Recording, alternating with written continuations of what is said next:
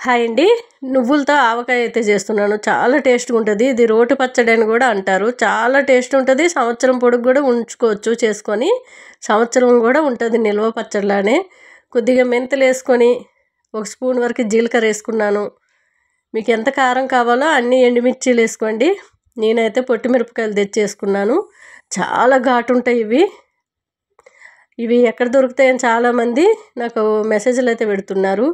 బ్లింకెడ్ యాప్లోనే కిరాణా స్టోర్లోనే దొరుకుతున్నాయండి. ఒక 2 చెంచాల వరకే ఆవాలు వేసుకున్నాను. నువ్వులైతే 4 చెంచాల వరకు వేసుకున్నాను. చాలా టేస్ట్ ఉంటుంది. చిటపట అనే వరకు నువ్వులు ఉంచుకొని ఆ కళాయితో పాటు సైడ్కి దించేయాలి. చల్లగయ్యాక మిక్సీ గిన్నెలో వేసుకొని మెత్తగా మిక్సీ పట్టుకుంటే సరిపోతుంది. నేనైతే పోపు వేసుకుంటున్నాను. కాస్త ఆయిల్ అయితే ఎక్కువే వేసుకుంటున్నాను. టేస్ట్ అయితే మామూలుగా ఉండదండి. తిన్నాను నోట్లోనే ఆహా ఎంత అమృతం ఎక్కడో ఉంటుంది అంటారు కానీ ఆవకాయ నువ్వుల ఆవకాయలో ఉంటుందని నాకు ఇప్పుడే తెలిసిందండి. నా చిన్నతనంలో మా అమ్మ పెట్టేది నువ్వుల ఆవకాయ నిల్వ పచ్చడి. చాలా బాగుండేది. నేను ఆయిల్ వేసుకొని శనగపప్పు మినపప్పు ఆవాలు జీలకర్ర వేసుకున్నాను. ఎల్లుల్లి రెబ్బలు అట్లానే ఎండుమిరపకాయలు కొద్దిగా ఇంగ వేసుకున్నాను. సైడ్కి దింపేసుకున్నాను. చాలా టేస్ట్ ఉంటుంది. మనం వేడివేడి ఆయిలే వేసుకోవచ్చు దీంట్లోని. మెత్తగా నువ్వులైతే మిక్సీ పట్టుకోవాలి. ఒక్క మామిడికాయ తీసుకున్నాను. మీరు ఎక్కువ నిల్వ పచ్చడికి అయితే చాలా ఎక్కువ తీసుకొని జాడీలో పెట్టుకున్నట్లయితే ఎక్కువ రోజులు ఉంటుంది. నిల్వ పచ్చడికి ఆయిల్ చల్లగా అయినాకే వేయండి. చూసారు కదా, ఒక మామిడికాయ తీసుకున్నాను. ఎల్లుల్లి రెబ్బలు తీసుకున్నాను. కచ్చా పచ్చగా రుబ్బుకోవాలి. నువ్వులు మాత్రం మెత్తగా పేస్ట్ అవ్వాలి పొడి. ఇవేంటంటే మామిడికాయ ముక్కలు కొంచెం కచ్చా పచ్చగా మనం మిక్సీ పట్టుకున్నట్లయితే టేస్ట్ బాగుంటుంది. లేదంటే తురిమిసి వేసుకుంటే ఇంకా బాగుంటుంది. ఆ పొడి అనేది మామిడికాయ తురుములో వేసుకొని బాగా కలిపేసుకుంటే ఇంకా బాగుంటుంది. నేను తురమడం ఎందుకులే అని ఇట్లా మిక్సీలో వేసాను. కచ్చా పచ్చగా చేసుకొని ఏదైనా ఒక స్టీల్ కప్పులో తీసుకుంటున్నాను. మీరు నిల్వ పచ్చడి అయితే బాగా జాడీలో వేసుకొని ఆయిల్ చల్లగైనాక పోసుకున్నట్లయితే సంవత్సరం మొత్తం ఉంటుందండి. శనగపప్పు మినపప్పు వేసారు కదా, ఉంటుందా ఉండదా సంవత్సరం మొత్తం అని మీకు డౌట్ రావచ్చు.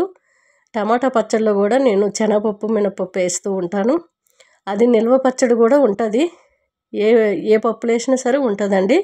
కొంతమంది మామిడికాయ పచ్చడిలోని ఆవకాయలోని కొమ్ము శనగలు పెద్దవి కాగోలి శనగలు అంటారు చూడండి, ఆ శనగలు కూడా ఆయిల్లో వేపుకొని వేసుకుంటారు. అవి నానిపోయిన కొలది మెత్తగా ఉండి చాలా టేస్ట్ ఉంటాయి.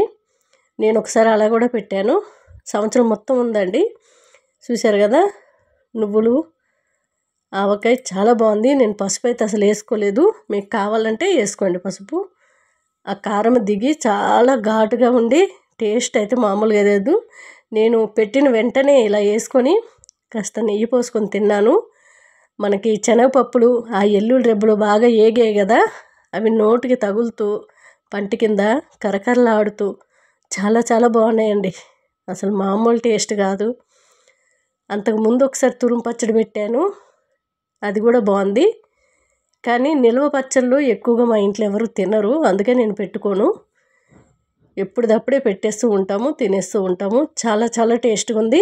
మామిడికాయలు సంవత్సరం మొత్తం కూడా నిల్వ ఉండాలనుకుంటే మీరు తొక్క అంతా తీసేసి తురుముకొని డీప్ ఫ్రిడ్జ్లో పెట్టుకున్నట్లయితే సంవత్సరం మొత్తం వాడుకోవచ్చు.